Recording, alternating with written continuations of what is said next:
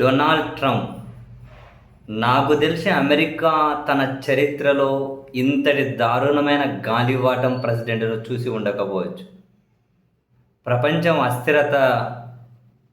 అస్థిరతకు లోనవుతున్న వేళ, ప్రపంచ ప్రజల కష్టాలు, కన్నీళ్ళు, ఇబ్బందులకు గురవుతున్న వేళ, అరే ఇరాన్తో యుద్ధం స్టార్ట్ అయిపోయి ఇది 5వ వారానికి చేరుకుంది. కనీసం ఏ స్టేట్మెంట్ మీద కన్సిస్టెన్సీ ఉండదు. రోజుకు ఒక మాట మాట్లాడతారు, రోజుకో మాట కాదు, పూటకో మాట మాట్లాడతారు. అసలు ఆయన ఏం మాట్లాడతారో ఆయనకు తెలియదు. ఒకసారి సరదాగా దాడి చేస్తామంటారు, ఒకసారి అణ్వాయుధాలు తయారు చేయకుండా దాడి చేస్తామంటారు, ఒకసారి మాకు చమురు కావాలంటారు, ఒకసారి అక్కడ ఉగ్రవాదులు ఉన్నారంటారు. ఏం మాట్లాడతారో ఆయనకు అర్థం కాదు. తాజాగా తన మిత్ర దేశాలపైనే తీవ్రంగా ఫైర్ అవుతూ ఆయన సోషల్ మీడియా ప్లాట్ఫామ్ మీద ఒక పోస్ట్ రాసుకుంటూ వచ్చారు. 2-3 రోజుల్లో దారికి వస్తుంది ఇరాన్ అనుకున్నారు. ఆ దేశ సుప్రీమోను చంపేస్తే వాళ్ళు 4 చెరువులు నీళ్ళు తాగుతున్నారు వీళ్ళకు. ఆ దేశ నాయకత్వాన్ని మారుస్తామని చెప్పి వీళ్ళు అనుకున్నారు. ఇంకొన్ని రోజులు కొనసాగితే వీళ్ళ నాయకత్వాలే మారిపోయేటట్లున్నాయి. వీళ్ళ దేశాల్లోనే పెద్ద ఎత్తున ప్రజలు మొన్న నో కింగ్స్ అని చెప్పి అమెరికాలో 80 లక్షల మంది రోడ్ల మీదకి వచ్చారు. సో వీళ్ళ సీట్లే కదిలిపోయేటట్టున్నాయి. అందుకని ఏం చేయాలో దిక్కు తెలియడం లేదు. ఇరాన్ దారికి రావాలంటారు, ఏమంటారు, విద్యుత్ మౌలిక వసతుల మీద దాడి చేస్తామంటారు, చమురు మీద దాడి చేస్తామంటారు, మొత్తం నాశనం చేస్తామంటారు, మీ దేశం లేకుండా చేస్తామంటారు. నోటికి ఏదైతే మాట్లాడుతూ ఉన్నారు. సో అట్లా వాళ్ళని ఓడించలేక చివరికి వీళ్ళ మిత్ర దేశాలు ఉన్నారు కదా, నాటో మిత్ర దేశాలు, మీరు మా వెంట రండి రండి రండి అని పిలిచారు. మేము రామన్నారు. వాళ్ళు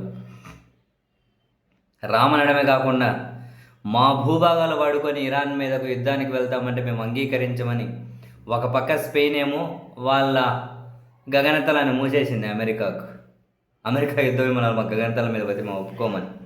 మరొక పక్క ఫ్రాన్స్ కూడా అదే పని చేస్తుందట. అమెరికా యుద్ధ విమానాలను వెళ్ళనివ్వడం లేదట. అంటే ఫ్రాన్స్ నుంచి అమెరికా యుద్ధ విమానాలు ఇజ్రాయెల్కి వెళ్ళి అటు నుంచి ఇరాన్ మీద అటాక్ చేయాలని ఫ్రాన్స్ ఏమో పోనివ్వడం లేదట. సో వీటన్నిటిని దృష్టిలో పెట్టుకొని డొనాల్డ్ ట్రంప్ తీవ్రంగా ఫైర్ అవుతున్నారు. ఒక రకంగా మీ చావు మీరు చావండి అని ఫ్రాన్స్, బ్రిటన్, మరికొన్ని నాటో దేశాల మీద ఈ అమెరికా అధ్యక్షుడు ఫుల్ అసహనం. మాకు సంబంధాలే, మీ రక్షణ ఇక మీరు చూసుకోండి, మిమ్మల్ని మీరు ఎట్లా కాపాడుకోవాలో మీరే చూసుకోండి, అమెరికా ఇక్కడ రండి, కలిసి రండి మాతో, ఇరాన్ను తుదముట్టించేద్దామని చెబితే మీరేం మాతో కలిసిరారా? అరే మా మిత్రదేశం ఫ్రాన్స్ అయితే మరీ దారుణం, మా యుద్ధ విమానాలను కూడా ఇజ్రాయెల్కు పోనిస్తలేదు వాళ్ళ గగనతలం నుండి. అసలు మీరు ఎట్లా చమురు తెచ్చుకుంటారో తెచ్చుకొని, హర్ముజ్ నుంచి నాకు సంబంధం లేదు, అమెరికాకు సంబంధం లేదు. మీకు 2 ఆప్షన్స్ ఉన్నాయి. మాకైతే సంబంధం లేదు, హర్ముజ్ నుంచి చమురు ఎట్లా తెచ్చుకుంటారో మీరు తెచ్చుకోండి, కాదు అంటే అమెరికా నుంచి కొనుక్కోండి, మేము అమ్ముతాం. కానీ ఈ 2 ఆప్షన్సే మేము ముందు, మేమైతే మీ గురించి ఏం పట్టించుకోము అని చెప్పి డైరెక్ట్గా ఆయన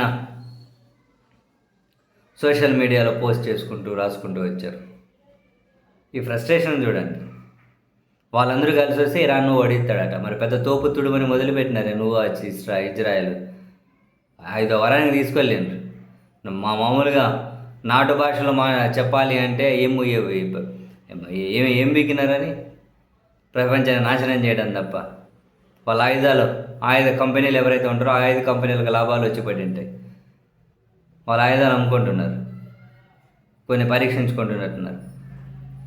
అంతా నాశనం అయిపోయారు కదా ప్రజలైతే. అమెరికా ప్రజల నుంచి అందరూ నాశనం అయిపోయారు.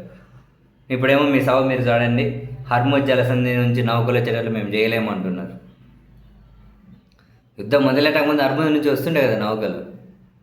ఇప్పుడు మళ్ళీ ఇన్ని రోజులు పెంట చేసి హర్ముజ్ నుంచి మీరు నౌకలు పంపించాలని ఇరాన్ను బెదిరిస్తాడు. పొద్దున ఇరాన్ను బెదిరిస్తాడు, రాత్రి అయ్యేసరికి ఎట్లన్నా చేసుకోండి మాకు సంబంధం లేదంటాడు. ఏం దరిద్రం తగలడిన్నారు రా బాబు. నిజంగా సీరియస్లీ ప్రపంచానికి వీళ్ళ పెత్తనం లేకుండా పోతే ప్రపంచంలో ఎవరి మీద అప్పుడు ప్రశాంతంగా ఉండేది ప్రపంచం. తొక్కలు వీళ్ళ పెత్తనం. ఒక 2-3 దేశాలు గట్టిగా ఇరాన్ లాగా తగులుకుంటే తెలిసి వస్తుంది వీళ్ళకి.